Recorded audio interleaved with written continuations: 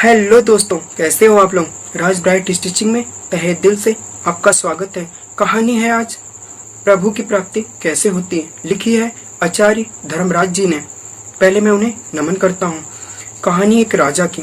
राजा बहुत ही अच्छे से न्याय करता था और उसका न्याय देख के पूरे राज्य में उसकी प्रजा बहुत खुश होती थी। राजा बहुत ही सज्जन थे और वो इष्ट देव की बहुत श्रद्धा पूर्वक पूजा करते थे। उन पूजा करते करते एक दिन भगवान जी ने दर्शन दिया और बोले कि ऐ प्रिय राजन, तुम क्या मांगना चाहते हो। मैं तुम्हारी भक्ति से बहुत प्रसन्न हूँ। राजा जी कहते हैं, मेरे पास सब कुछ है, मेरी प्रजा मुझसे खुश है, मुझे कुछ नहीं चाहिए। अगर आप देना ही चाहते हो तो जैसे मुझे आपने दर्शन दिया वैसे मेरी प्रजा को दे दीजिए। भगवान जी कहते हैं, संभव नहीं है। आप भक्ति करते हो, आप पूजा पाठ करते हो, आप अपने दिल में बसाते हो, तो इसलिए मैंने तुम्हें दर्शन दिया और पूरी प्रजा को मैं दर्शन नहीं दे सकता। फिर राजा जी अपनी जिद पे अड़ जाते हैं। अगर आप देना चाहते हो तो आप यही दीजिए। तो गाना सुना है ना, भगत के बस में है भगवान। तो उसी तरह भगवान को अपने भगत के सामने झुकना पड़ता है और कहते हैं कि चलो ठीक है, कल आप पहाड़ी के पीछे आ जाइएगा पूरी प्रजा को लेके, मैं आपको दर्शन दूंगा। राजा बहुत खुश होता है और पूरे नगर में ढिंढोरा पिटवा देता है और कहता है कि सभी प्रजा कल के लिए तैयार हो जाओ, मैं आपको भगवान के दर्शन कराने ले चलूंगा। राजा सज्जन था, न्याय अच्छे से करता था, इसलिए पूरी प्रजा उसकी बात मान लेती है।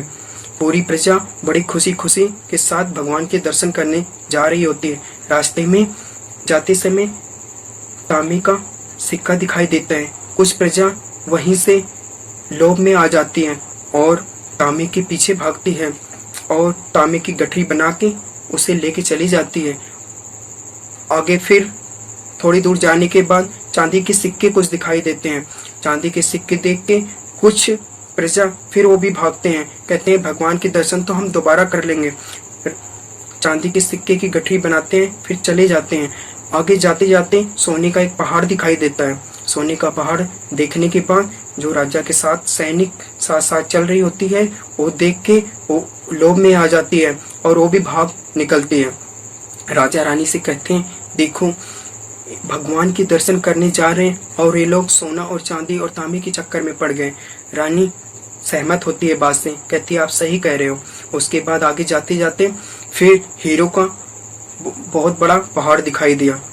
हीरो का पहाड़ देख के रानी से रहा नहीं गया और रानी भी भाग चली और वो जाती है तो अपने पल्लू में हीरे को बटोरती रहती है और साड़ी का पल्लू इतना भारी भारी होते हुए देह से उसके वस्त्र निकल जाते हैं। यह देख राजा हैरान हो जाता है और उसे बहुत ही दुखद होता है कि मेरी रानी भी ऐसे ही निकले।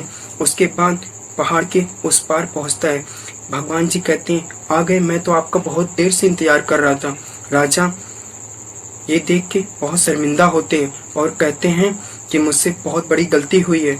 इस कहानी से आपको क्या सीख मिलती है, आप हमें कमेंट करके बता सकते हैं। आप हमारे चैनल को लाइक कर दीजिए और सब्सक्राइब भी कर दीजिए। सब्सक्राइब करेंगे तो मेरी नेक्स्ट कहानी फिर आ रही है। Thank you so much.